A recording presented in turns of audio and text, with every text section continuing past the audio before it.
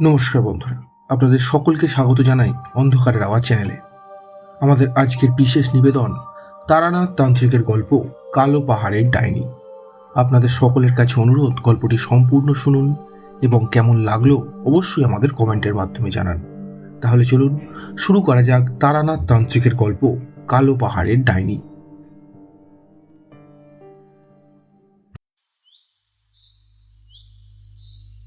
কালো পাহাড়ি এই জায়গাটির নাম আমি অনেক আগেই শুনেছিলাম।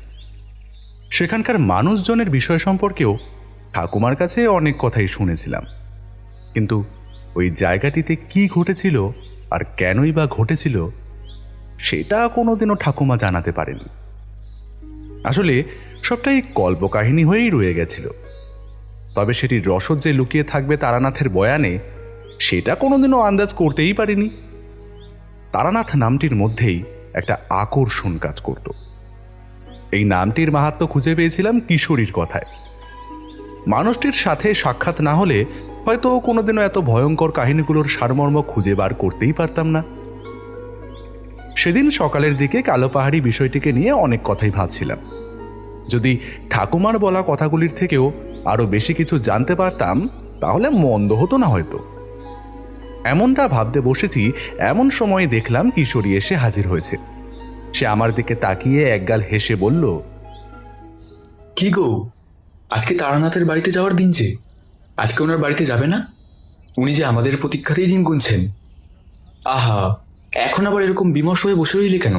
চলো। আমি একটা গভীর চিন্তায় নিমগ্ন হয়ে রইলাম। হঠাৎ সম্বিত ফিরতেই কিশোরীর দিকে তাকিয়ে বলে উঠলাম, হ্যাঁ, যাব না কেন? আসলে একটা জায়গার বিষয় নিয়ে অনেকক্ষণ ধরেই ভাবছিলাম, কিন্তু সেই বিষয়গুলোকে নিয়ে আদেও কোনোদিন কোনো স্বচ্ছ দৃষ্টিভঙ্গি তৈরি করতে পারবো কি না তা জানি না। কি জানি ঠাকুরমশাই আজকে কি কাহিনী শোনাবেন, কোন বিষয়টিকে নিয়েই বা শোনাবেন তাও তো জানি না। চলো দেখি কি হয়। কিশোরী বলল, আরে বাবা, যে কাহিনী শোনান না কেন সেটাই দেখো, ভালো লাগবে। ওখান থেকেই দেখবে কত কিছু জানতে পেরেছ। এগুলোই তোমাকে বিশেষ মুহূর্তের সাক্ষী বানিয়ে রাখবে, এটা আমারও বিশ্বাস। দেখোই না কি হয়। ওই লোকটা চমৎকার জানেন, তাই ওনাকে নমস্কার। কিশোরী কাছের দোকান থেকে পাসিং শো সিগারেট কিনে নিল। এরপরে তেলে ভাজা কিনে তারানাথের বাড়ির দিকে এগোতে শুরু করলাম। বাড়ির দরজার কাছে আসতেই দেখলাম তারানাথ বাগানে দাঁড়িয়ে রয়েছেন। বাগানের ফুলগুলির দিকে তাকিয়ে কি যেন বিড়বিড় করছেন। আমি কিশোরীকে উদ্দেশ্য করে বললাম, এই কিশোরী, এই ব্যাপারটা কি বলতো? ঠাকুরমশাইকে তো কোনোদিনও বাগানে দাঁড়িয়ে থাকতে দেখিনি। উনি কি কোনো কারণে দুশ্চিন্তায় রয়েছেন? ঠিক বুঝতে পারলাম না। আচ্ছা, এদিকে এসো তো, ওনাকে গিয়ে একবার জিজ্ঞাসা করি, চলো দেখি উনি কি বলেন। আমি তারানাথের উদ্দেশ্যে রওনা হয়ে গেলাম। এরপরে ওনার কাছে গিয়ে উপস্থিত হতেই দেখলাম উনি কিছু ফুল গাছের দিকে তাকিয়ে কিছু একটা বিড়বিড় করছেন, কিন্তু আমি তার কোনোটাই ধারণা করতে পারলাম না। আমি তাকে উদ্দেশ্য করে জিজ্ঞাসা করতে যাব, এমন সময় দেখলাম উনি আমার দিকে হাত দিয়ে দেখিয়ে ইশারা করে বললেন, এখন কথা বলো না, একটা বিশেষ কাজ করছি। কিছুই বুঝতে পারলাম না, তবে ওনার ওই ইশারাকে সম্মান করে চুপ করে দাঁড়িয়ে রইলাম। কিছুক্ষণ বাদেই দেখলাম উনি ওনার কাজ সমাপ্ত করে ফেলেছেন। এরপরে উনি আমার দিকে তাকিয়ে মৃদু হেসে বললেন, বিভূতি, একটা বিশেষ কাজ করছিলাম, বলতে পারো এ এক প্রকারের টোটকা, ডাইনির প্রকোপ দূর করানো টোটকা। ডাইনি বিষয়টা সম্পর্কে কিছু ধারণা আছে তোমার? ওনার মুখে ডাইনির কথা শুনেই আমি এখানে চমকে উঠলাম। আমি তো এতক্ষণ এই ডাইনির কথাই ভাবতে ভাবতে আসছিলাম। মনে হচ্ছিল যদি এই বিষয়টিকে নিয়ে আরো কিছু শুনতেও জানতে পারতাম তাহলে বেশ ভালোই লাগতো। দেখলাম তারানাথ আমার মনের কথাগুলিকেই আমার সামনে তুলে ধরলেন। উনি আমাকে উদ্দেশ্য করে বললেন, হ্যাঁ, তোমাদের জন্য আজকে একটি কাহিনী ভেবে রেখেছি। বলতে পারো এই কাজটি করতে গিয়ে এই বিষয়টি নিয়ে একটু বেশিই ভাবছিলাম। সেটা আমারই জীবনের একটা ঘটনা বলতে পারো। ওই ঘটনাটির সাথে আমার বৃহৎ মাত্রায় সংযোগ স্থাপিত হয়েছিল। সেই ঘটনার কথা ভাবলে আজও আমার গায়ে কাঁটা দেয়। বড়ই বিচিত্র অভিজ্ঞতা ছিল বলতে পারো। এই অভিজ্ঞতার সাথে নিজের জীবনকে জুড়ে ফেলার মতন আশ্বাস আমার ছিল না। তবুও কোথাও না কোথাও সেই আশ্বাসের পরিপন্থী হয়েই বেঁচেছিলাম। প্রচেষ্টায় কি না হতে পারে, সবকিছুই সম্ভব। সেই কাহিনীখানাই আজ তোমাদের সামনে তুলে ধরব। তা কিশোরী কোথায়? তাকে দেখছি না যে। আমি বললাম, আরে ওই তো, ওই যে দাঁড়িয়ে রয়েছে আপনার অপেক্ষায়। আসলে আমরা দুজনেই অপেক্ষায়। তারানাথ হেসে বললেন, বুঝলাম। তা এসো, ভেতরে এসো, তোমাদের সাথে কথা বলি। আসলে এই কাজের ফাঁকে কিছু কথা ভিতরেই থেকে যায়। শাড়িমা, একবার এদিকে আয় তো, দেখ কারা এসেছে। দেখলাম চারি আমাদের সামনে এসে দাঁড়ালো। চারির মুখটার দিকে তাকাতেই মনে হলো যেন স্বয়ং মা দুর্গাকে দাঁড়িয়ে থাকতে দেখছি।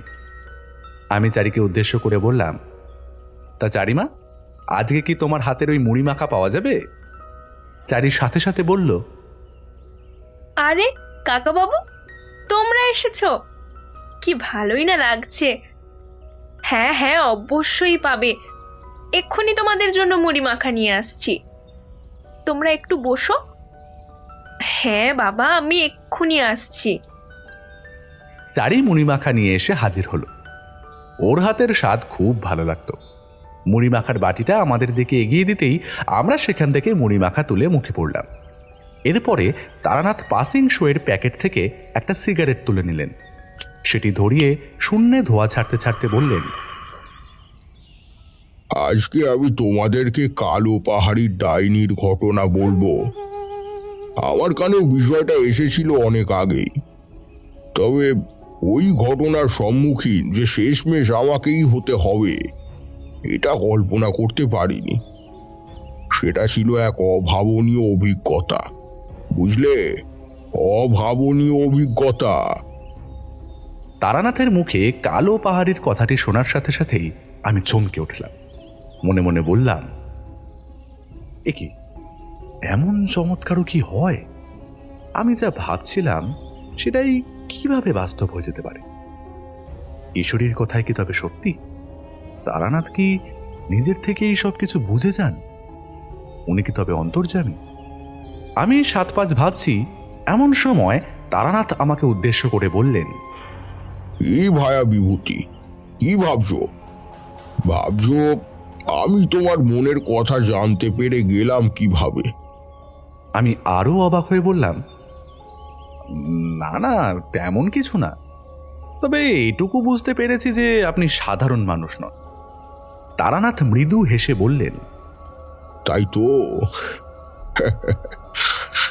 তুমি যে ডায়েরি নিয়ে চিন্তা করছো সেটা তোমায় বলা কয়েকটা কথার মধ্যে দিয়েই আমি ধারণা করতে পেরেছি। ডায়েরির নাম আমার মুখে শোনার সাথে সাথেই তুমি গভীর চিন্তায় ডুবে গেলে।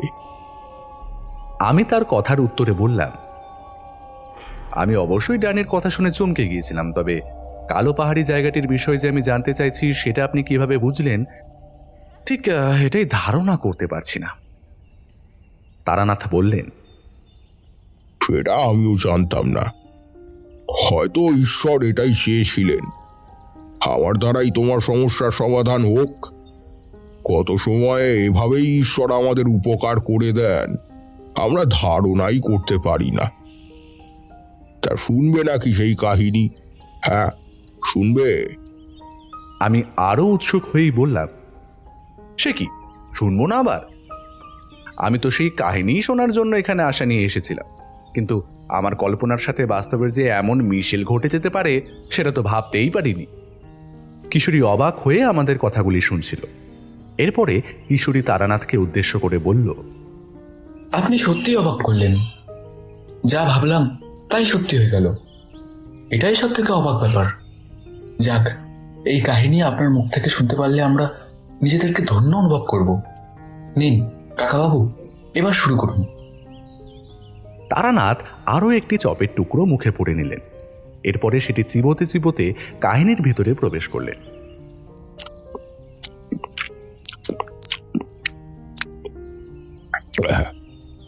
তা বেশ, শোনো। আমি তখন একটি বিশেষ কাজে কালো পাহাড়ির উদ্দেশ্যে রওনা হয়ে গিয়েছিলাম।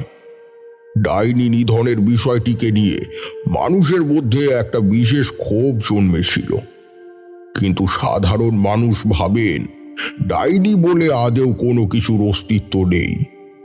সেবারে ওই গ্রামের উদ্দেশ্যে যেতে হয়েছিল স্থানীয় গ্রামবাসীদের উদ্দেশ্যেই। তাদের মধ্যে একটি ঘটনাকে ঘিরে তাণ্ডব সৃষ্টি হয়েছিল। গ্রামের ছেলেদের 18 বছর বয়সের পর থেকেই ঘরের মধ্যে বন্দি করে রাখবার নীতি প্রচলিত ছিল। কিন্তু এমনটা কেন, এটা ভাবতে ভাবতেই আমাকে সেই গ্রামের উদ্দেশ্যে পাড়ি দিতে হয়েছিল। মানুষের মনে নানান বিষয় নিয়ে দুশ্চিন্তা লেগেই থাকে, তবে সেগুলিকে এড়িয়ে যাওয়া ছাড়া আমাদের আর কোনো উপায় থাকে না। আসলে আমরা হলাম সাধক। আমরা সাধারণের ধারণার চেয়ে অনেক উপরে উঠে ভাবতে শুরু করি। তাই ওরা যেটা খালি চোখে দেখতে পায় না, আমরা সেটা অচিরেই দেখে ফেলতে পারি। এটাই বলতে পারো আমাদের দক্ষতা। কিন্তু ওই অঞ্চলের উপরে আছড়ে পড়া ওই অভিশাপের কবল থেকে গ্রামকে রক্ষা করবার বিষয়টি অনেক বেশি গুরুত্বপূর্ণ হয়ে দাঁড়িয়েছিল। এছাড়া অস্বাভাবিকও বলতে পারো, কারণ যাকে খালি চোখে দেখতেই পাওয়া যায় না তার সাথে মানুষ লড়াই করবে কিভাবে? ডাইনিকে যে সর্বদা সাধারণের মাঝে খুঁজে পাওয়া যায় এমনটা নয়। ডাইনি মৃত হয়েও জীবিত থাকতে পারে, এটাই হলো তার আসল শক্তি। সেই শক্তির সাথে মোকাবিলা করাটা এতটাও সহজ নয়। আমি এসব গুপ্ত বিদ্যা এক বিশেষ সাধনার দ্বারা আয়ত্ত করেছিলাম। ভেবেছিলাম সাধারণের উপকার করব।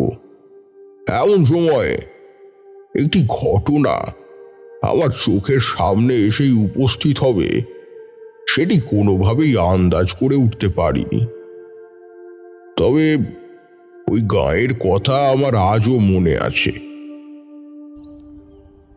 আমি তারানাথকে উদ্দেশ্য করে বললাম, আমি তো আমার ঠাকুমার কাছে এই বিষয়টিকে নিয়ে অনেক কাহিনী শুনেছিলাম, কিন্তু সেই ডাইনিকে কে বা কারা নিঃশেষিত করেছিল এই বিষয়টি নিয়ে কিন্তু কিছুই জানতে পারিনি। তবে আপনার কাছে এই ব্যাপারটা সম্পর্কে জেনে সত্যি ভীষণ অবাক হচ্ছি। তাহলে কি আপনি সেই ব্যক্তি যার হাতে এই চমৎকার ঘটেছিল? তারানাথ কিছুক্ষণ চুপ করে রইলেন, তারপরে বললেন, কাহিনীর অভ্যন্তরে প্রবেশের পূর্বেই যদি এর অন্তঃসার শূন্যতার কথা জানতে চাও তাহলে কি করি? আগে আমাকে এই বিষয়টিকে মাথায় নিয়ে এগোতে দাও। আসলে অনেককাল আগের ঘটনা তো, সেভাবে কিছু মনেও নেই। তবে এর থেকে যে রক্ষা পেয়েছিলাম সেটা আমারই কৃতিত্ব ছিল বলতে পারো।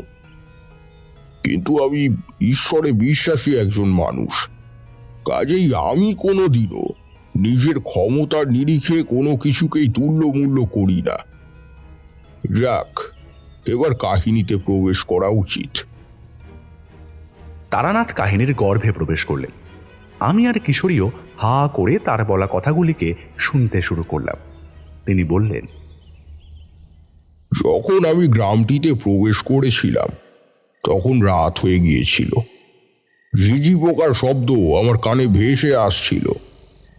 রাতের ওই পরিবেশের মধ্যেও কোথাও একটা তমসাবৃত অপছায়া নিজের ছন্দে বিরাজ করছিল। তখন মনে হচ্ছিল সে যেন আমার শরীর ও মনের উপরে আলোড়ন ফেলতে চাইছে। এমন সময় কালো পাহাড়ির ওই পার্বত্য এলাকার দিকে নজর গেল। দেখলাম সেখানে কুহু করে হাওয়া বইছে। বুঝতে পারলাম ওই জায়গার পরিবেশটি মনুষ্য বসবাসের একেবারেই উপযোগী নয়। আর ওই কারণেই হয়তো সেখানে মানুষের আনাগোনা নজরে পড়ে না। ঠান্ডা হাওয়া গায়ে এসে লাগতেই ওই হিমেল পরশের দ্বারা চমকে উঠলাম আমি। আর ঠিক সেই সময় কেউ যেন ফিস ফিস করে আমাকে বলে গেল, আমি কাউকে ছাড়বো না, ছাড়বো না কাউকে, কাউকে ছাড়বো না। এর সাথে ভেসে এলো এক খিক খিক হাসির শব্দ।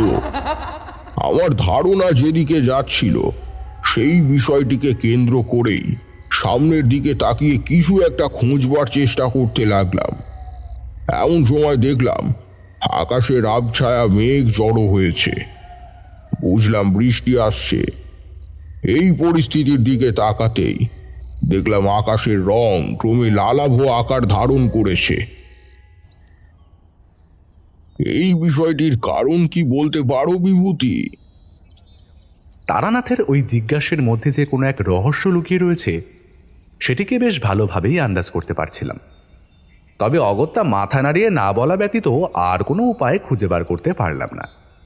এরপরে তারানাথকে উদ্দেশ্য করে বললাম, না তো, আমি তো কিছুই বুঝতে পারলাম না। আচ্ছা, আকাশের বর্ণের সাথে কি কোনো শক্তির সামঞ্জস্যতাকে মেপে ফেলা যায়? সেই মাপকাঠি কি এতটাও সহজ হতে পারে? আমি তো বাবা জীবদ্দশায় এটি প্রথমবার শুনলাম, কিন্তু এর পিছনে লুকিয়ে থাকা রহস্যটি তাহলে ঠিক কি? দয়া করে একটু বলুন না, শুনি। তারানাথ মৃদু হাসলেন, তারপরে বললেন,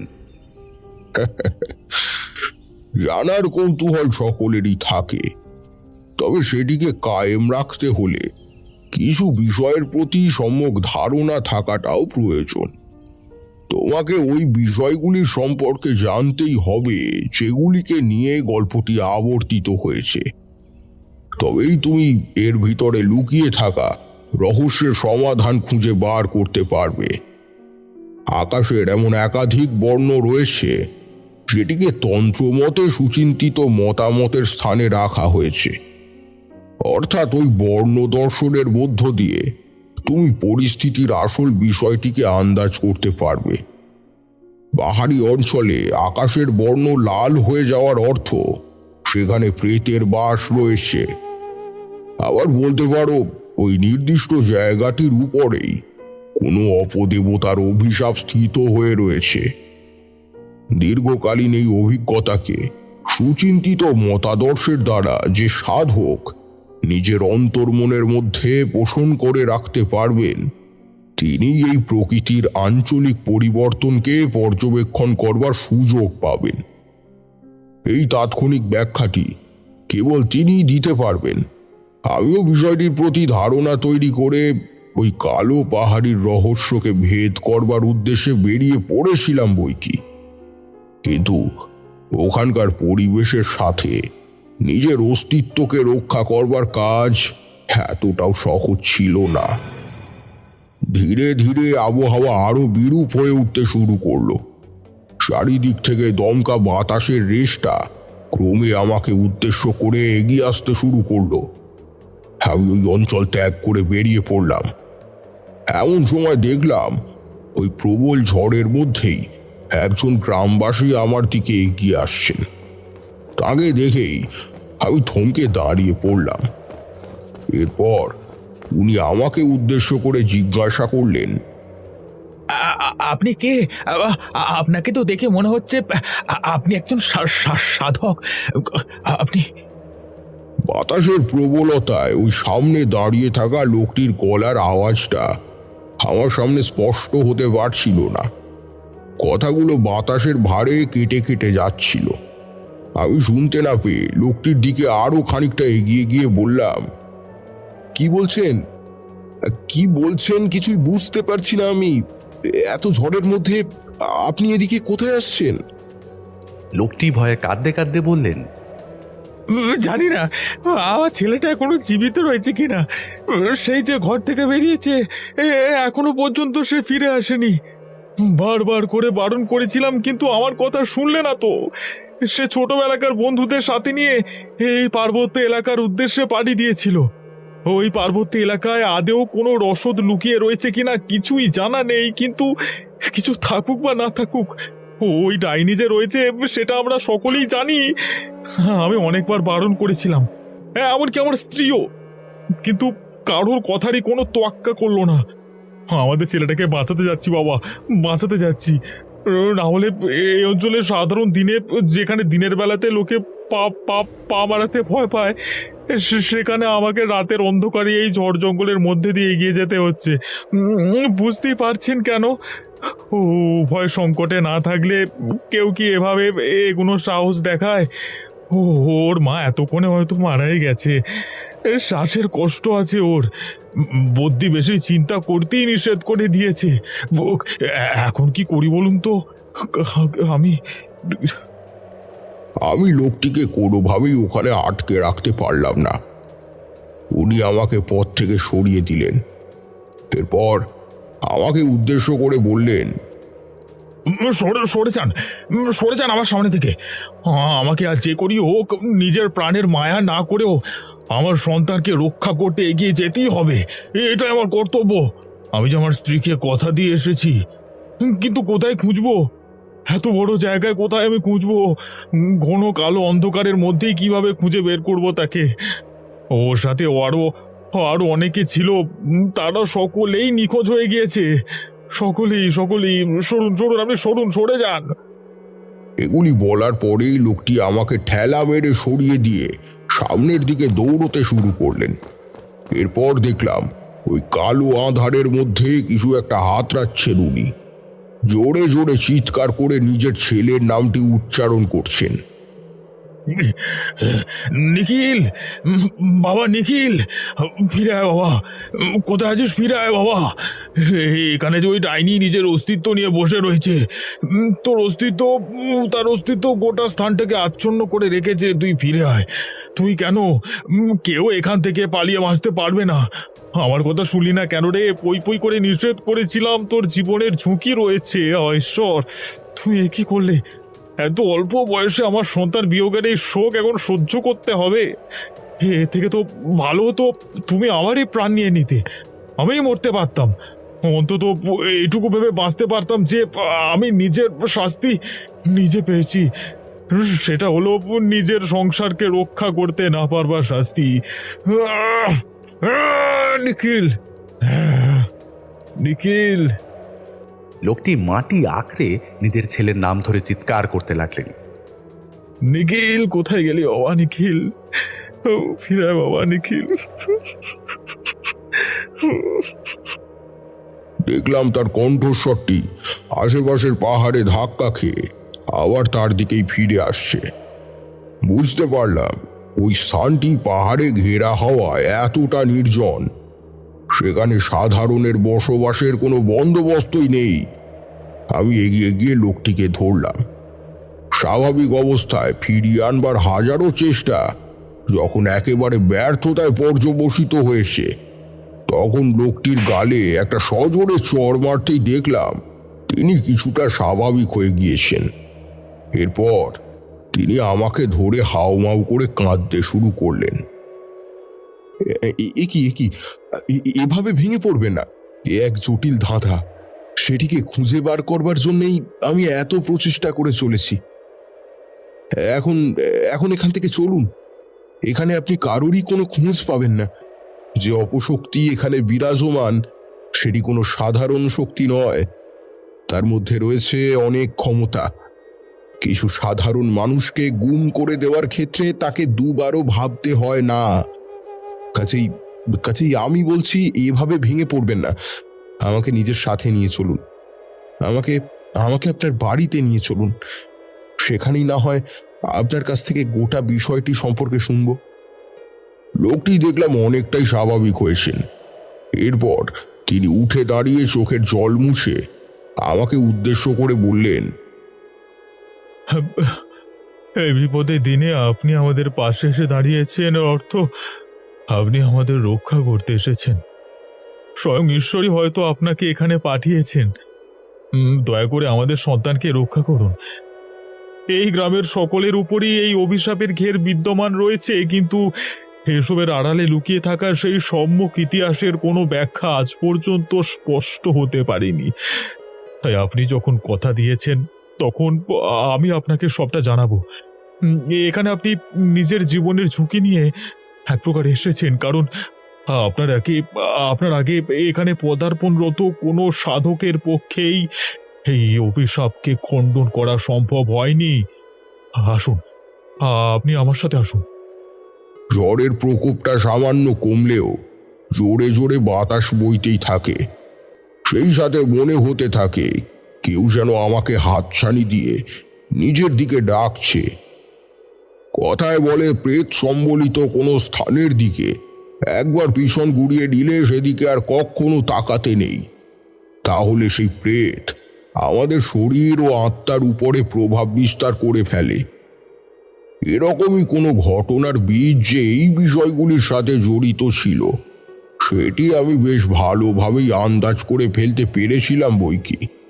প্রকৃতির ওই উন্মত্ততাকে এড়িয়ে আমরা দুজনে গ্রামের উদ্দেশ্যে এগিয়ে যেতে শুরু করলাম।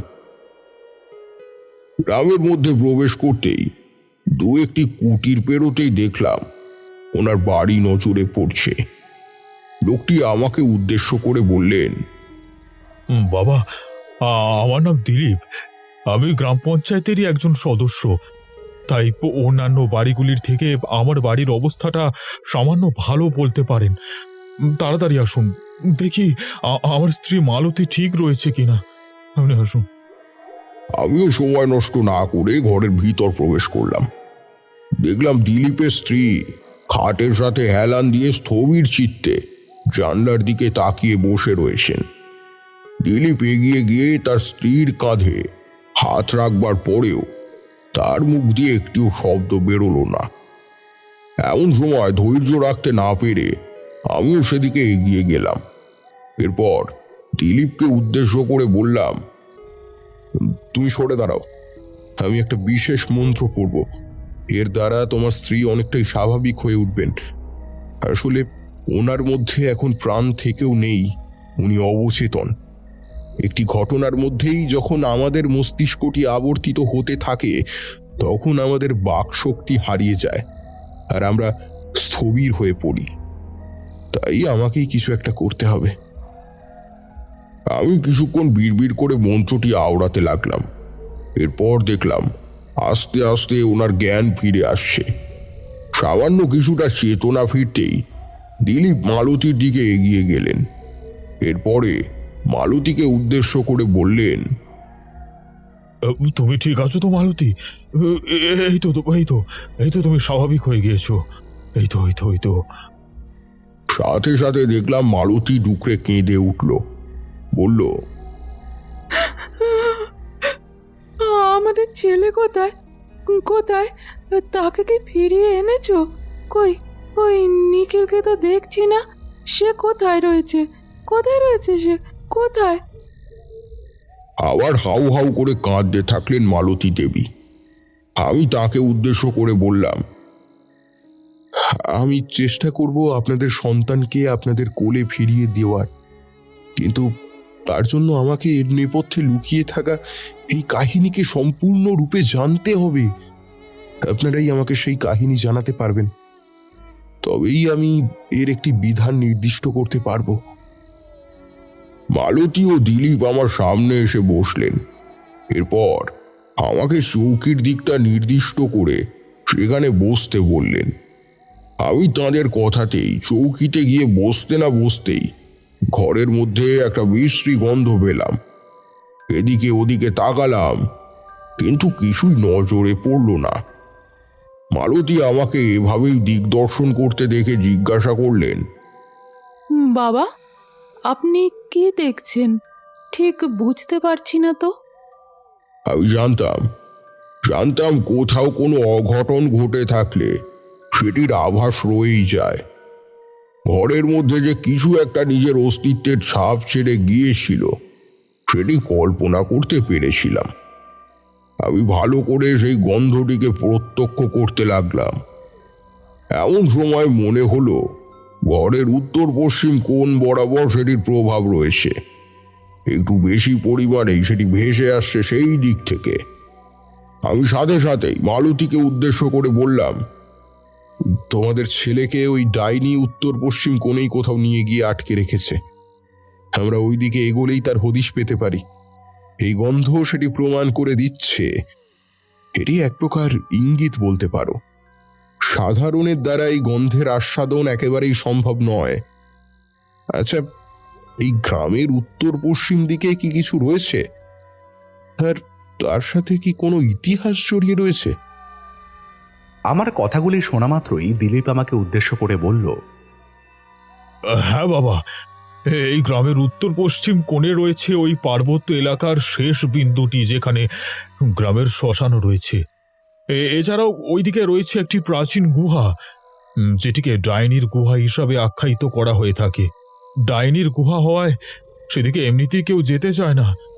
জায়গাটি শুনেছি অনেক পুরনো, তবে এই ডাইনি কবে থেকে এই গ্রামের উপরে ডেরা জমিয়ে বসে রয়েছে সে বিষয়ে আমার কোনো সম্যক ধারণা নেই। তাহলে আপনি বলতে চাইছেন যে ওই ডাইনি আমার সন্তানকে সেই গুহাতেই... কথাটি সমাপ্ত করতে পারলেন না দিলীপ। দেখলাম তিনি হতভম্বের মতো আমার মুখের দিকে তাকিয়ে রয়েছেন। এরপর আমি দিলীপকে উদ্দেশ্য করে বললাম, আমি এই বিষয়ে নির্দিষ্ট করে কিছুই বলতে পারবো না। এর জন্য আমাকে সেখানে যেতে হবে। তবে এই ডাইনি কোনো সাধারণ ডাইনি নয়। আমি এতকাল ধরে এই বিষয়ে অনেক তথ্য জোগাড় করেছি, এমনকি আমার গুরুদেবের কাছ থেকে প্রাপ্ত শিক্ষার দ্বারাও আমি অনেক কিছুই জানতে পেরেছি। এই ডাইনি প্রকৃতপক্ষে বদলা নিতে চাইছে। সেই বদলার প্রভাবটাই পড়েছে গ্রামের ছেলেদের উপরে।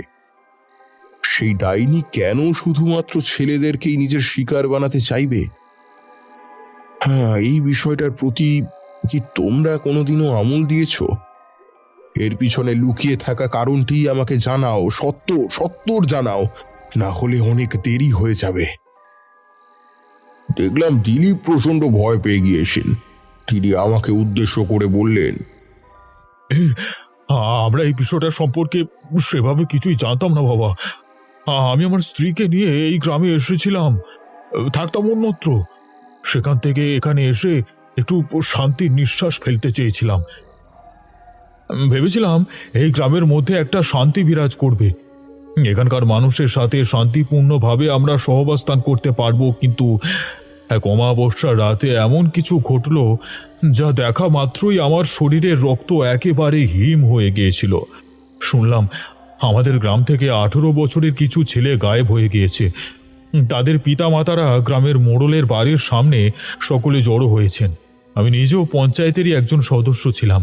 রাতের বেলা কাছারির কাজ সেরে আমিও মোড়ল মশাই বাড়ির উদ্দেশ্যে রওনা হব, এমন সময় কাছারির সামনে ভিড় জমতে দেখে আমরা সকলেই বেশ ঘাবড়ে গেলাম। এরপরে মোড়ল মশাই তাদেরকে উদ্দেশ্য করে বলল, আরে কি হয়েছেটা কি? তোমরা এতটা ঘাবড়ে গিয়েছো কেন? আর সকলে মিলে এখানে জড়োই বা হয়েছ কেন? কি ব্যাপারটা কি? মোড়লের কথা শোনা মাত্রই ওদের মধ্য থেকে এক ব্যক্তি তাকে উদ্দেশ্য করে বললেন, মোড়ল মশাই, আপনি তো এই গ্রামের ওই অভিশাপটার কথা অনেককাল আগে থেকেই জানেন। আমরা আপনাকে ওই গুহাটিকে ধ্বংস করে দিতে বলেছিলাম। গ্রামের সকলে মিলে গিয়ে রাতের অন্ধকারে যদি ওই অমাবস্যার আগেই গুহাটিকে ধ্বংস করে দিয়ে আসতে পারতাম, তাহলে আর এসব কিছুই হতো না। ওই ডাইনি আর কোনোদিনও ওইভাবে নৃশংসতার সাথে সবকিছু শেষ করে দিয়ে যেতে পারতো না। এ প্রতি অমাবস্যার সময়েই শক্তিশালী হয়ে ওঠে আর এভাবেই মানুষের ক্ষতি করতে থাকে। এই গ্রামের কোনো ছেলের বয়স 18 বছর হওয়ার সাথে সাথেই ওই ডাইনির নজর পড়ে যায়। ডাইনির নজর পড়লেই এই ছেলেটির আর রক্ষে নেই। সে যে কখন তাকে তুলে নিয়ে চলে যাবে কেউ জানে না। আর এর জ্বালায় তো আমাদের সন্তানেরা আর বাড়ির মধ্যে আটক হয়ে থাকতে পছন্দ করবে না। যদি তেমনটাই ভাবা হয় তাহলে সে ধারণা একেবারেই ভুল।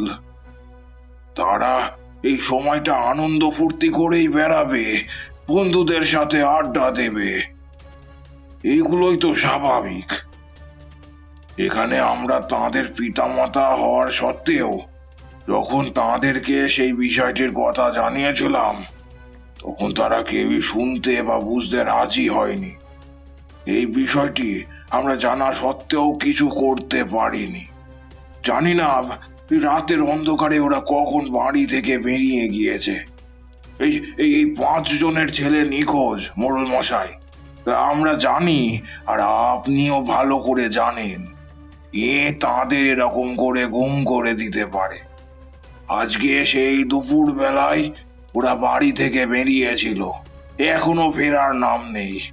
জানি না ওরা ওই কালো পাহাড়ের দিকে গেছে কিনা, তাহলে তো সর্বনাশ হয়ে যাবে। আয় হায় হায়, ওদের কাউকে আর আমরা ফিরিয়ে আনতে পারবো না। লোকটির কথাগুলি শেষ হতে না হতেই গ্রামের সন্তানহারা মহিলারা সমবেতভাবে কাঁদতে শুরু করলেন, তাদের ক্ষোভ প্রকাশ করতে শুরু করলেন। আমি এ বিষয়ে কোনো কিছুই জানতে পারলাম না। কাছারির ওই অবস্থা দেখি আমার নিজের সন্তানের কথাও মনে পড়ে গেল, অর্থাৎ নিখিলের কথা। নিখিল পড়াশোনায় খুব ভালো হওয়ায় ওকে আমি শহরে পড়াতে পাঠিয়ে দিয়েছিলাম। আমি জানতাম না সে 18 বছর বয়স্ক হওয়ার সাথে এই গ্রামে ফিরে আসবার জেদ শুরু করবে। শহর থেকে পড়াশোনা করে এসে নিজের একটা পরিচয় বানিয়ে নিয়েছিল। এত অল্প বয়সে পয়সা রোজগার করে সে আমাদের উদ্দেশ্যে পাঠিয়েও দিত। এটি ছিল সবচেয়ে উল্লেখযোগ্য প্রক্রিয়া। গ্রামের ওই ছেলেগুলোকে খুঁজে পাওয়া যায়নি। এরই মধ্যে নিখিল আমাদেরকে চিঠি পাঠিয়ে জানায় যে সে গ্রামে আসছে। আমি আর ওর মা ভীষণ রকম চিন্তিত হয়ে পড়ি। মালতী আর আমি একদিন রাতে ঘরের দাওয়ায় বসে আলোচনা করছিলাম। আমি তাকে উদ্দেশ্য করে বললাম, ছেলেটা বারে বারে এখানে আসতে চাইছে, এতবার তাকে নিষেধ করা সত্ত্বেও তাকে আটকানো যাচ্ছে না। কি করব এবার? ও তো গ্রামের বিষয়ে কিছুই জানে না। এখন যদি কোনো সমস্যা এসে দাঁড়ায় তখন আমরা কোথায় যাব? আমাদেরকে তো মহা বিপদের মধ্যে ঠেলে দেবে সে। আমাদের তো যে করেই হোক এর থেকে রেহাই পেতে হবে না? ওকে আটকাতেই হবে। ও এই জন্মদিনে এখানে আসতে চাইছে, আর এই জন্মদিনই ও 18 বছরে পা দিয়েছে। এবারে ও একা এলে তো সর্বনাশ হয়ে যাবে। কি করব আমরা? মালতী তখন আমায় প্রত্যুত্তরে জানায়, কিছু তো একটা করতেই হবে, কারণ আমরা এভাবে নিজের সন্তানকে তো হারাতে পারবো না। আর তুমি তো জানোই শহরে থেকেও কতটা বদলে গিয়েছে। সে এখন আমাদের আর কোনো কথাই শুনতে চায় না। নিজের যেটা ঠিক মনে হয় সেটাই করে, আর আমরাও ওকে কিছু বলতে পারবো না। আসলে এই অল্প বয়সেই টাকার মুখ দেখেছে তো, কাজেই ও সেখান থেকে নিজেকে অনেকটাই বেশি স্বাবলম্বী মনে করে। আর তার থেকেও বড় বিষয় কি জানো, গ্রামে থাকলে ওর মানসিকতা একরকম হতো, কিন্তু শহুরে দাঁচে বড় হওয়ার জন্য ওর মানসিকতা একেবারেই বদলে গিয়েছে। এখন ওকে কোনোভাবেই আর আমরা বাগে আনতে পারবো না। এছাড়া ছোট থেকেই ও এসব ডাইনি ডাকিনি কিংবা ভূত পেতনিতে বিশ্বাস করে না। কাজেই ওর কাছে এসব বিষয় আজগুবি বলেই মনে হবে। কিন্তু সেটার ওপর ভিত্তি করে বসে থাকলে তো চলবে না। ওকে যে করেই হোক সামলে রাখতেই হবে। কি করব কিছুতেই বুঝে উঠতে পারছি না। জানি না গো, কপালে কি যে আছে। এমন সময় দেখলাম আকাশে প্রবলভাবে মেঘ গর্জন করে উঠল। বুঝলাম বৃষ্টি আসছে। আমি মালতীকে বললাম, চলো তাড়াতাড়ি ঘরের ভিতরে চলে যাই, সেখানে গিয়ে কিছু একটা ভাবতে হবে, নাহলেই মুশকিল। দেখি কালকে সকালে গ্রামের মোড়লদের সাথে কথা বলবো, যদি কোনো সুরক্ষার বন্দোবস্ত করতে পারেন তারা। তাছাড়া যদি এতো না হয়, যদি নিখিল কোনোভাবেই এখানে এসে উপস্থিত হয়ে যায়, তাহলে রাতের বেলায় ওকে কোনোভাবেই বাড়ির বাইরে বেরোতে দেওয়া যাবে না। আমার কথাটা শেষ হতে না হতেই সজোরে একটা বাজ পড়বার শব্দ পেলাম। এরপরই দেখলাম আমাদের ঘরের বাইরে কে যেন বলছে, দরজা খোল। কিরে দিলি, দরজা খোল। আমি সব জানি। তোদের ছেলে 18 বছরে পা দিয়েছে না?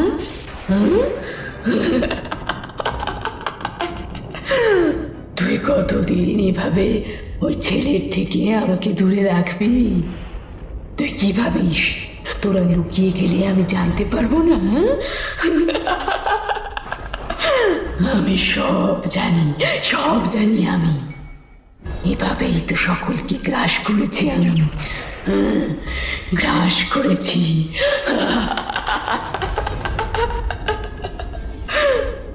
ওই অট্টহাসির শব্দ কানে যেতেই আমার সারা শরীর বেয়ে ঘাম ঝরতে শুরু করলো। আমি কি করব কল্পনা করতেও পারলাম না। মালতীর মুখের দিকে তাকিয়ে ফিসফিস করে বললাম, এ তো সর্বনাশ হয়ে গেছে মালতী। ওই ডাইনি আমাদের বাড়ির দরজায় এসে দাঁড়িয়েছে। সে কিভাবে জানতে পারলো নিখিলের কথা? নিখিল যেখানে আসতে চলেছে এটা তো গ্রামের কেউ জানে না। এমনকি এখনো পর্যন্ত আমি কাউকে জানতে দিইনি। শুধুমাত্র ওই পোস্ট মাস্টার জানে। তবে সেও তো কোনোদিন এ বিষয়ে পাঁচকান করেননি। মালতী আমাকে বলল, দেখো, ছেলেটা বাইরে থাকে জেনে অনেকেরই হিংসে হতে পারে। এতকাল কেউ কিছু বলেনি বা ভাবেনি মানে এমনটা নয় যে কোনোদিনও ভাববে না বা বলবে না। সেই হয়তো গ্রামের মানুষের মধ্যে এগুলো ছড়িয়ে দিয়েছে। কিন্তু কিন্তু এবারে কি হবে গো? ও ডাইনি তো আমাদেরকে ছাড়বে না। সে যে দরজার বাইরেই দাঁড়িয়ে রয়েছে। দরজা তো খুলতেই হবে, না হলে যে সর্বনাশ হয়ে যাবে। আবারও সেই ডাইনি বলে ওঠে, কি রে, দরজা খুলবি নাকি দরজা ভেঙে আমি ভিতরে ঢুকে আসবো? আমি কিন্তু সেটাই করব যেটা তোরা কল্পনাও করতে পারবি না। তোরা যদি তোদের ছেলেকে আমার কাছে না পাঠাস তাহলে আমিও তোদেরকে শেষ করব। দরজা খোল, খোল দরজা, খোল বলছি। আমাদের ছেলে তখনও বাড়িতেই আসেনি, অথচ ওই ডাইনি এসে উপস্থিত হয়েছে তার খোঁজে। কি করব বুঝে উঠতে না পেরে অগত্যা দরজা খুলে দিয়েছিলাম। প্রথমে একটা কালো ছায়ার মতন কিছু একটা নজরে এসেছিল। মনে হচ্ছিল অন্ধকারের গর্ভ চিরে একটা কালো ছায়া আমাদের সামনে এসে দাঁড়িয়েছে। সেটি দেখা মাত্রই আমি ঘরের ভিতরের দিকে ঢুকে এলাম। দূর থেকে দাঁড়িয়ে ওই ছায়া আমাকে আর মালতীকে প্রত্যক্ষ করতে লাগলো। এমন সময় প্রচণ্ড একটা হাসির শব্দ শুনতে পেলাম।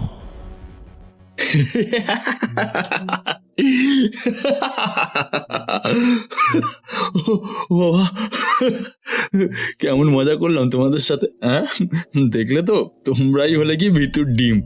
এসব ডাইন টাইনি বলে কিছু হয় না, সব কিছুই সম্ভব। তোমরা খামোখা এইসব নিয়ে বেশি চিন্তা করো। এই দেখো, আমি শহর থেকে তোমাদের জন্য কত কিছু নিয়ে এসেছি। আমাকে দেখে তোমরা খুশি হওনি? নিখিলের মুখে হাসি দেখেও সেদিন আমিও আমার স্ত্রী মালতী হাসতে পারিনি। কোথাও যেন একটা নিদারুণ ভয়ের জোয়ার আমাদেরকে গ্রাস করতে শুরু করেছিল। এসব জানা সত্ত্বেও যে আমরা তাকে রক্ষা করতে পারবো সেটাও সম্ভব ছিল না জেনে আমরা আরও বেশি মাত্রায় চিন্তিত হয়ে পড়েছিলাম। আমরা নিখিল ঢোকা মাত্রই সদর দরজাটা একেবারে বন্ধ করে দিলাম। এরপরে নিখিলের মা তার দিকে এগিয়ে গিয়ে তাকে বুকে জড়িয়ে ধরে বলল, নিখিল, নিখিল, আমার নয়নের মণি, আমার সোনা, তুই যে এতকাল বাদে গ্রামে ফিরেছিস সেটা যে আমাদের কাছে কতখানি আনন্দের সেটা তোকে বলে বোঝাতে পারবো না বাবা। কিন্তু কিন্তু তুই যে সময় এই গ্রামে এসেছিস সেটা একেবারেই যথার্থ নয়। এখন গ্রামের পরিস্থিতি একেবারে ঠিক নেই। আর ওই জন্যই তোর বাবা তোকে এখানে আসতে দিতে চাইছিলেন না। কিন্তু তুই তো কিছুতেই আমার কথা বিশ্বাস করতে চাইলি না। আমরা তো তোকে চিঠি পাঠিয়ে নিষেধও করে দিয়েছিলাম, কিন্তু তুই কিছুতেই রাজি হলি না। সব সময় নিজের জেদটাকে কায়েম রাখতে পারলেই তুই যেন বেঁচে যাস। এই গ্রামে 18 বছর বয়সী কোনো ছেলের জীবনহানির সম্ভাবনা বেড়ে গিয়েছে। আমরা এখানে আসবার অনেক পরে এই ব্যাপারটা জানতে পেরেছিলাম। তবে তোকে অনেক ছোটবেলাতেই শহরে পড়তে পাঠিয়ে দিয়েছিলাম বলেই এই বিষয়গুলোকে নিয়ে সেভাবে মাথা ঘামাইনি। কিন্তু কিন্তু যেই দেখলাম তুই গ্রামে আসবার জন্য জেদ করছিস তখন আমিও অস্থির হয়ে পড়েছিলাম। এই ভয়ের থেকেই অস্থির হয়ে পড়েছিলাম। কিন্তু তুই যে সুস্থ রয়েছিস, এই গ্রামের মধ্যে এসেও যে তোর কোনো ক্ষতি হয়নি, এটাই সব থেকে বড় শান্তি। চল চল কিছু খেয়ে নিবি চল, আর রাতে তাড়াতাড়ি শুয়ে পড়িস। নিখিল বলল, মা, আমি মাত্র 3 দিনের জন্যই গ্রাম এসেছি, শুধু তোমাদেরকে দেখতে। তোমরা কেমন আছো এটা দেখেই আমি এখান থেকে শহরে ফিরে যাব। আমার কোনো অসুবিধা হবে না, তবে এই 3 দিনের মধ্যে আমি গ্রামটা একটু ভালো করে ঘুরে দেখতে চাই। আমি নিখিলের কথা শুনে বলেছিলাম, দুপুরের মধ্যেই যা করবার করে নিস, কারণ সন্ধ্যের পর থেকে এখানে ঘন কালো অন্ধকারের স্রোত নেমে আসে, আর সেই সাথে নেমে আসে ডাইনির আতঙ্কের রেশ। এর থেকে মুক্তির উপায় জানা নেই, আর আমরা চাই না যে কোনোভাবে তোর কোনো ক্ষতি হোক। সেদিন রাতে নিখিল খাওয়া দাওয়া করে ওর ঘরের মধ্যেই ঘুমিয়ে পড়ল। আমি আর ওর মা বাইরে বসে সারাটা রাত পাহারা দিলাম। পরের দিন সকালে আমরা ঘুম ভাঙতেই নিখিলের ঘরের দিকে চোখ পড়তেই দেখলাম সে ঘুমাচ্ছে। তার মুখে এক পরম শান্তির লেশ কাজ করছে। সেটি দেখা মাত্রই আমি অবাক হয়ে গেলাম। ভাবলাম, যাক বাবা, আমাদের সন্তান এখন সুরক্ষিত রয়েছে, ওই ডাইনি আর কোনো ক্ষতি করতে পারবে না। সন্ধ্যের পর যদি সে কখনো ওই কালো পাহাড়ের দিকে না যায়, তাহলে কোনো রকমই কোনো সমস্যা হবে না, সবকিছুই ঠিকঠাক থাকবে। মালতী উঠে পড়ল, এরপর আমাকে উদ্দেশ্য করে বলল, ছেলেটা ঠিক আমাদের কথা শুনবে। যতই হোক, ওর মা বাবাকে আজও ভীষণ সম্মান করে। সেদিনটা ভালোভাবেই কাটলো। একটু বেলার দিকেই দেখলাম নিখিল বাইরে বেরোনোর জন্য প্রস্তুতি নিচ্ছে। সে বলল, বাবা, আমি একটু গ্রামটা ঘুরে দেখে আসছি, কেমন? আর চিন্তা করো না, আজকে বিকালের মধ্যে আমি আবার ফিরে আসব। অনেকদিন গ্রামের বন্ধুদের সাথেও সাক্ষাৎ করতে পারিনি, এই সুযোগে তাদের সাথেও সাক্ষাৎ করে আসব। কাজেই এখনই বেরোলাম, এলাম। মালতী বলে উঠল, সাবধানে যাস বাবা, সাবধানে যাস। নিখিল চলে গেল, কিন্তু মনের মধ্যে দুশ্চিন্তার মেঘটা জমিয়েই রইল। জানতাম কিছু একটা অঘটন ঘটবে। বিকেল গড়িয়ে সন্ধে হয়ে গেল। প্রকৃতির অবস্থা আরো খারাপ হয়ে গেল। দেখলাম আকাশ কালো হয়ে এসেছে, জোরে জোরে বাজ পড়ছে। এর মধ্যে নিখিলের কোনো দেখা নেই। আমি আর মালতী অস্থির হয়ে উঠলাম। বুঝতে পারলাম তার আর বেঁচে ফেরবার কোনো আশাই নেই। সে আমাদেরকে মিথ্যে বলেছিল। ওই কালো পাহাড়ির বিষয়টি সম্পর্কে জানতেই সে এখানে এসেছে। ওর ওই কৌতূহলকে শেষ করে ফেলবে। আমি ওকে খুঁজতে বেরিয়েছিলাম বাবা, আর ঠিক সেই সময় আপনার সাথে দেখা হলো। এবার আপনি বলুন বাবা, আমরা এই 2 অসহায় বাপ মা এবারে কি করব? ওই আমাদের একমাত্র সন্তান, তাকে ফেলে আমরা কোথায় যাব? ওর যদি কিছু হয়ে যায় তাহলে আমরা যে বেঁচে থেকেও মরে যাব, সব শেষ হয়ে যাবে বাবা, সব কিছু শেষ হয়ে যাবে, আমরা সব কিছু শেষ হয়ে যাবে। আবারও কাঁদতে শুরু করলেন দিলীপ বাবু। জানতাম তাদের এই কান্না অমূলক নয়। ভাবলাম আমাকেই কিছু একটা করতে হবে, ওই নির্দিষ্ট দিকে এগিয়ে যেতে হবে। ওই সীমানা লক্ষ্য করে এগোতে থাকলে ঠিক একটা না একটা পথ খুঁজে বার করতে পারবই। আমি দিলীপ ও মালতীকে উদ্দেশ্য করে বললাম, তোমরা কিছু চিন্তা করো না। দিলীপ, তোমাকে আমার সঙ্গে যেতে হবে, আর গ্রামের কিছু মানুষকে জড়ো করো। আমাদের ওই কালো পাহাড়ির গুহার দিকে এগিয়ে যেতে হবে।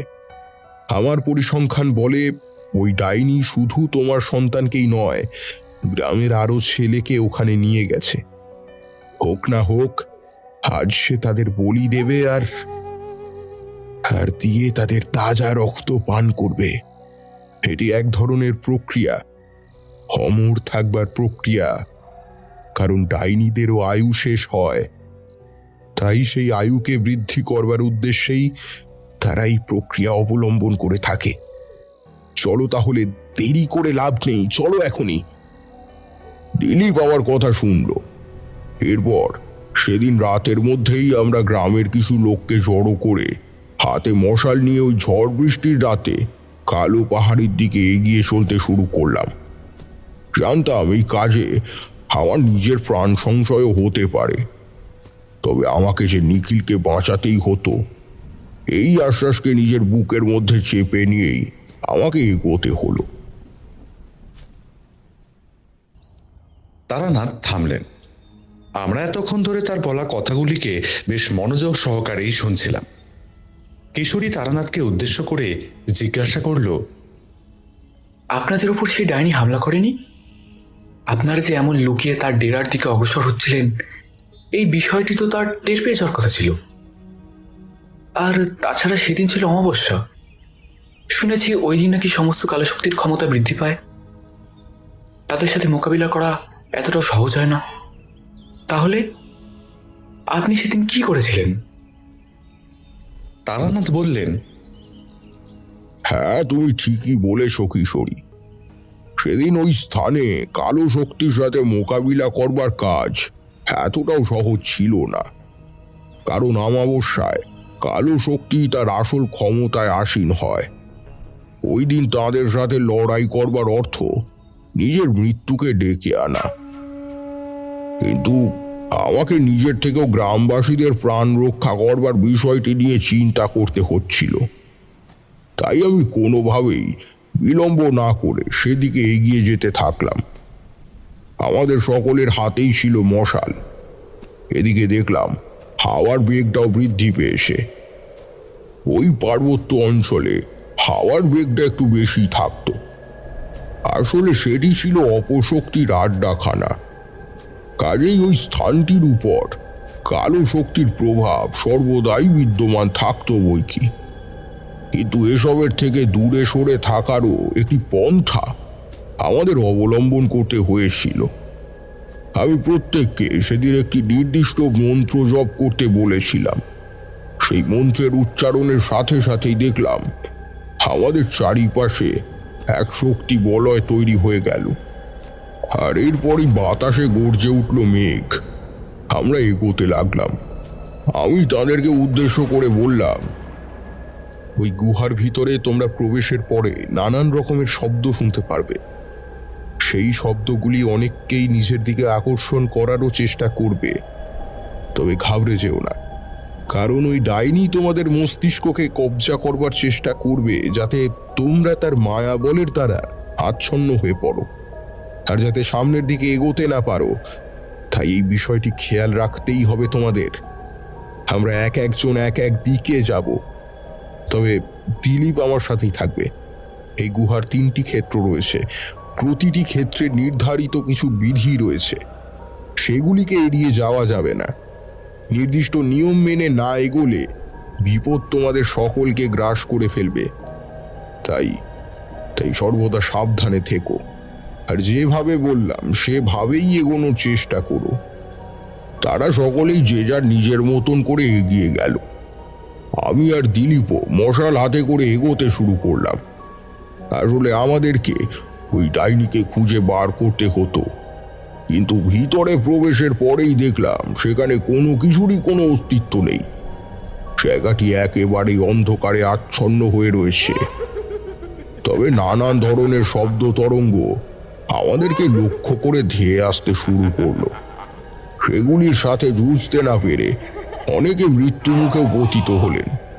শেষ পর্যন্ত ওই অন্ধকারকে আশ্রয় করে এগিয়ে গিয়ে দেখলাম সামনে একটি বেদি নজরে পড়ছে। সেই বেদির চারিপাশে বেষ্টন করে পড়ে রয়েছে কিছু কঙ্কাল, আর একদিকে বিচ্ছিন্ন অবস্থায় পড়ে রয়েছে কিছু মুন্ড। দেখে বোঝাই গেল সেগুলিকে ওখানে কেউ বহুদিন ধরে রেখে দিয়েছে। বুঝতে অসুবিধে হলো না, সেগুলি ওই গ্রামের ছেলেদেরই দেহ।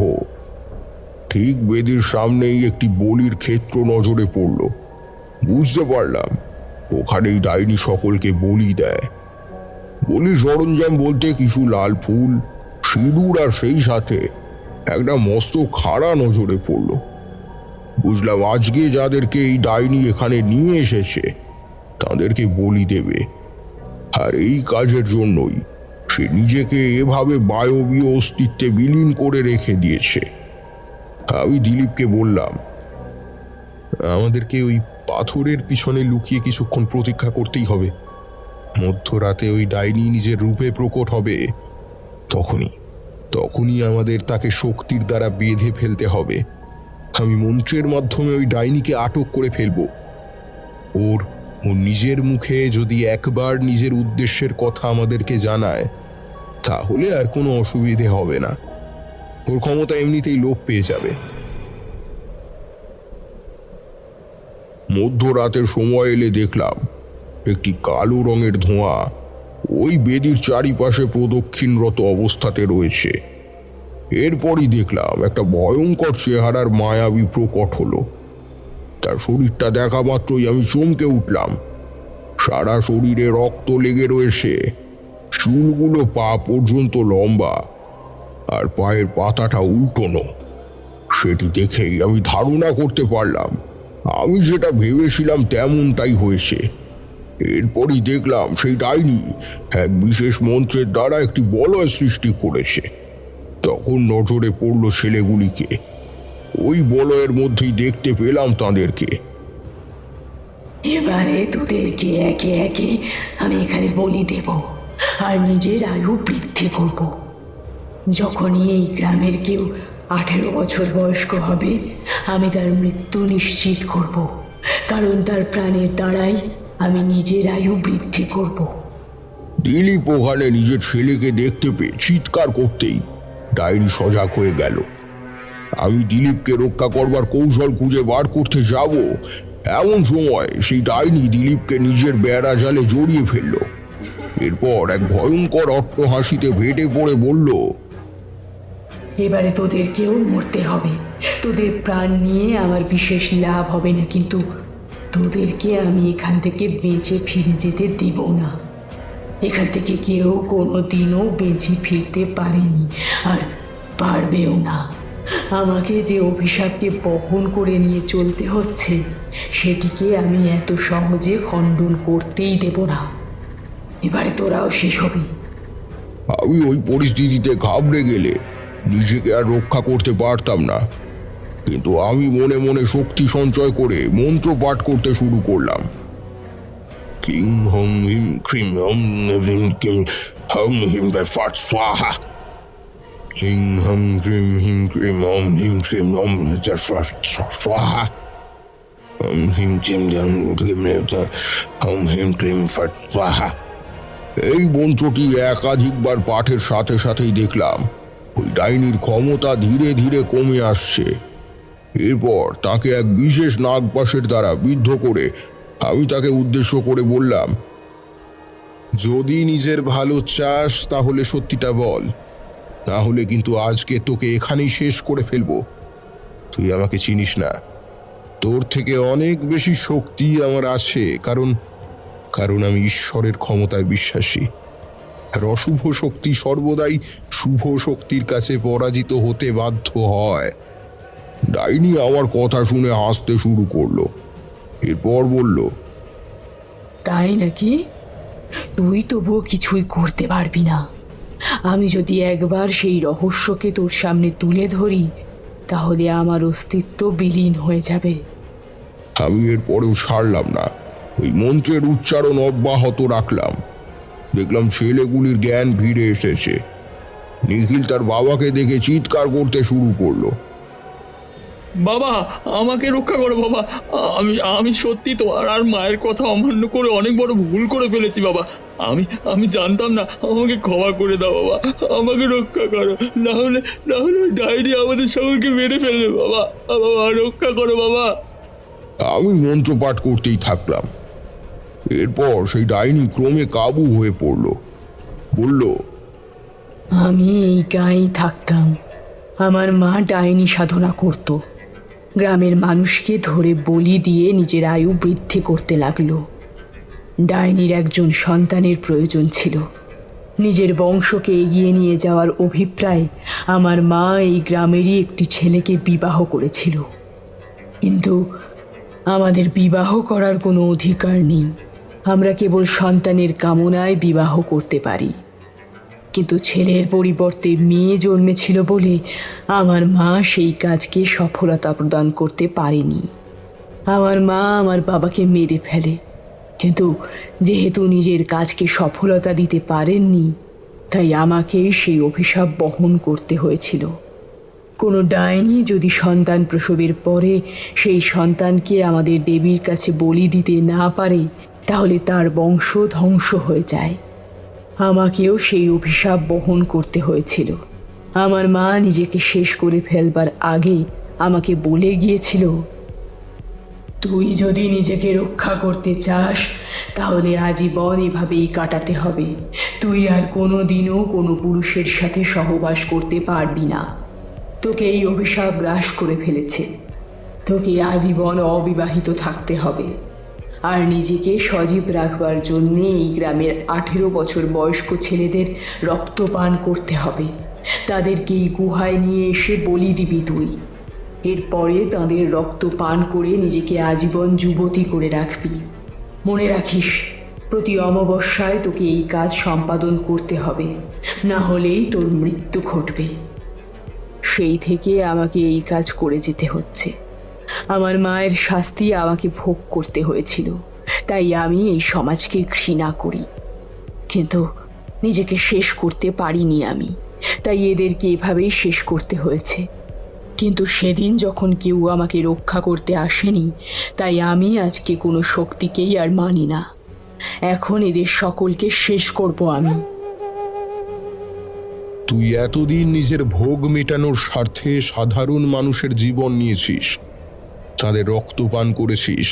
নিজেকে রক্ষা করবার স্বার্থে তুই একের পর এক মায়ের কোল খালি করেছিস।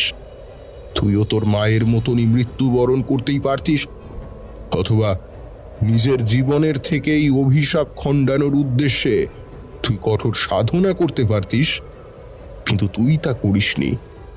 ফলে এই গ্রামের প্রতিটি পরিবার তোর ভয়ে তটস্থ হয়ে থেকেছে। কিন্তু আজ আর নয়, আজ তোকে শেষ হতেই হবে। আমি তোকে শেষ করব। এই বলে আমি আমার সাথে থাকা পবিত্র ভস্য ওই ডাইনির দিকে ছুঁড়ে দিলাম। দেখলাম দাউ দাউ করে আগুন জ্বলতে শুরু করেছে। ডাইনি সারা শরীর পুড়তে শুরু করেছে।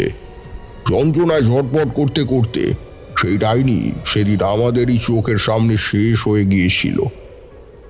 এরপর আমি নিখিল সহ বাকি ছেলেদেরকে তার কবজা থেকে উদ্ধার করতে সক্ষম হয়েছিলাম।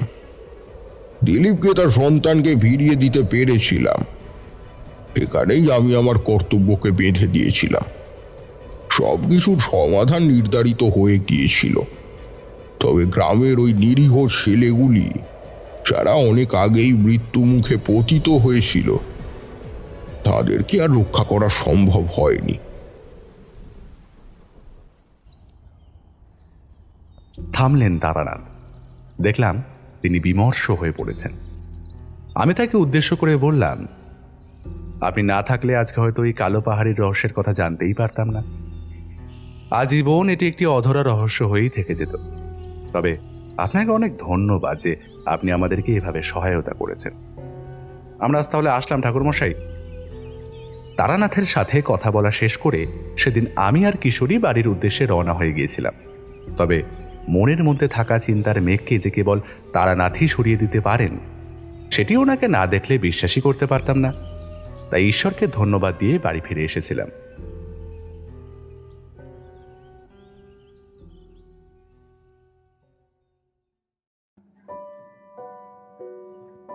শুনছিলেন তারানাথ তান্ত্রিকের গল্প কালো পাহাড়ির ডাইনি। গল্পটি আপনাদের কেমন লাগলো অবশ্যই আমাদের কমেন্টের মাধ্যমে জানান। যদি ভালো লেগে থাকে তাহলে লাইক করবেন এবং এরকম আরও গল্প শুনতে সাবস্ক্রাইব করতে পারেন অন্ধকারের আওয়াজ। দেখা হবে পরবর্তী একটি ভিডিওতে। ততক্ষণের জন্য সবাই ভালো থাকুন, সুস্থ থাকুন। সকলকে অসংখ্য ধন্যবাদ।